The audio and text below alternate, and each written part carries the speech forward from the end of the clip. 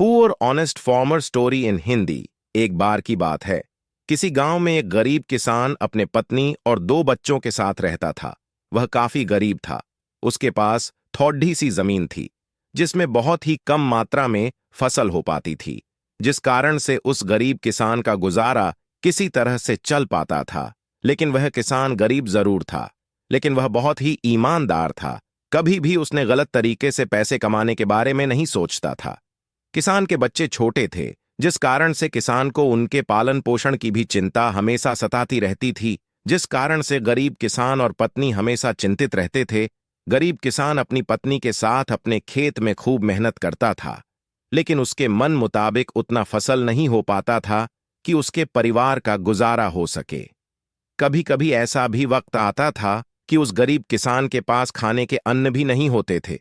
फिर उसकी पत्नी दूसरों के घरों में काम करके अनाज लाती थी, जिससे उनको भोजन मिल पाता था। गरीबी में ऐसे ही उस गरीब किसान के परिवार का दिन गुजारा हो रहा था।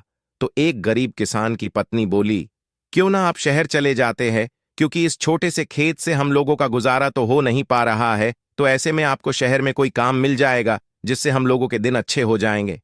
पत्नी की यह बात सुनकर किसान देर रात तक सोचता रहा। फिर उसने अगले दिन शहर जाने का फैसला किया।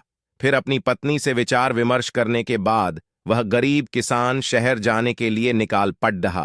काफी दूर चलने के बाद वह गरीब किसान शहर के एक रिहायशी इलाके में पहुंच गया। लेकिन वह गरीब किसान इस शहर में अनजान था। उसका कोई जानने वाला नहीं था। वह काफी थक भी गया था और एक पेड़ के नीचे बैठकर आराम कर रहा था। तभी उसके पास एक बड्ढी गाढ़ी आकर रुकी, जिसमें से एक सूट बूट पहना एक व्यक्ति निकला और वह पास के फल के दुकान से कुछ फल खरीदने गया।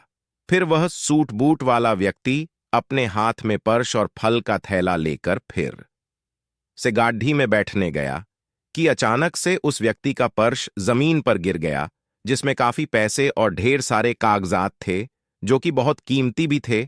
और फिर गिरे पर्स से अनजान वह सूट बूट वाला व्यक्ति अपने गाढ़ी में बैठकर आगे निकल गया। तो पास में बैठा गरीब किसान इस घटना को देख लिया था और वह फिर उठकर उस पर्स के पास आया और पर्स को उठा लिया, जिसमें उस व्यक्ति का घर का पता भी था। तो वह गरीब किसान भले ही गरीब था, लेकिन वह ईमानदार था। उसने उस पर्स को वापस करने के लिए विचार किया।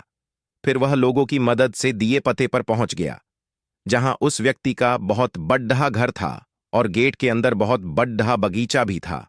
तो वह गरीब किसान वहां पर रहने वाले गार्ड को बुलाया और उस व्यक्ति का फोटो दिखाकर उनसे मिलने के लिए बोला। तो गार्ड ने उसको उस सूट बूट वाले व्यक्ति से मिलाने के लिए बंगले के अंदर ले गया। फिर थोड़ी देर बाद वह सूट बूट वाला व्यक्ति गरीब किसान के सामने आ गया और आने का कारण पूछा। तो उस गरीब किसान ने अपने जेब से पर्स लौटाते हुए गिरे हुए पर्स की सारी घटना उस व्यक्ति से बता दिया। इससे वह व्यक्ति गरीब किसान के ईमानदारी से काफी प्रसन्न हुआ और फिर उसी पर्स से कुछ पैसे निकालते हुए गरीब किसान को देने लगा। तो वह गरीब किसान हाथ जोड़ते हुए बोला, साहब, हम भले ही गरीब हैं, लेकिन अपनी ईमानदारी का मोल नहीं लेते हैं। अगर देना ही है तो हम इस शहर में अनजान हैं और पहली बार आए हैं। इस शहर में हमारा कोई जानने वाला नहीं है। अगर कुछ देना ही है तो आप हमें कोई काम ही दिला दें, तो आपका बड़ा एहसान होगा। गरीब किसान की यह बात सुनकर वह व्यक्ति बहुत ही प्रभावित हुआ और बोला, अगर आप काम चाहते हैं तो आप एक किसान हैं, तो आपको पेड़ पौधों की बारे में अच्छी जानकारी होगी। तो चाहो तो आप हमारे इस बगीचे के लिए माली के रूप में काम कर सकते हैं, जहां पर आपको अच्छी पगार के साथ साथ यही रहने के लिए कमरा और खाना भी मिल जाएगा। अगर आप चाहो तो यहां काम कर सकते हैं। गरीब किसान उस व्यक्ति की बात सुनकर वहां काम करने के लिए राजी हो गया। इस तरह ईमानदारी के चलते उस गरीब किसान को अनजान शहर में भी अच्छा काम मिल गया और फिर धीरे धीरे उस गरीब किसान के परिवार के दिन भी सुधरने लगे। कहानी से शिक्षा। इस गरीब किसान के कहानी से हमें यही शिक्षा मिलती है कि भले ही हम चाहे कितने भी गरीब क्यों ना हो, लेकिन हमें कभी भी अपनी ईमानदारी नहीं छोड़ना चाहिए। क्योंकि अगर कुछ चंद पैसों का लालच करके गरीब किसान उस पर्स को अपने पास रख लेता, तो उसे समय तो कुछ पैसे तो जरूर मिल जाते, लेकिन उसे काम नहीं मिलता।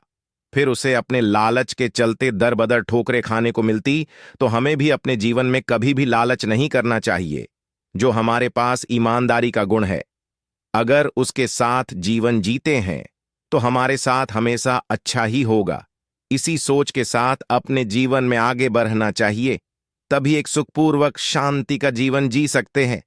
तो आपको ये गरीब किसान की कहानी कैसा लगा, कमेंट बॉक्स में जरूर बताएं और इस प्रेरणा देने वाली गरीब किसान की कहानी को शेयर भी जरूर करें।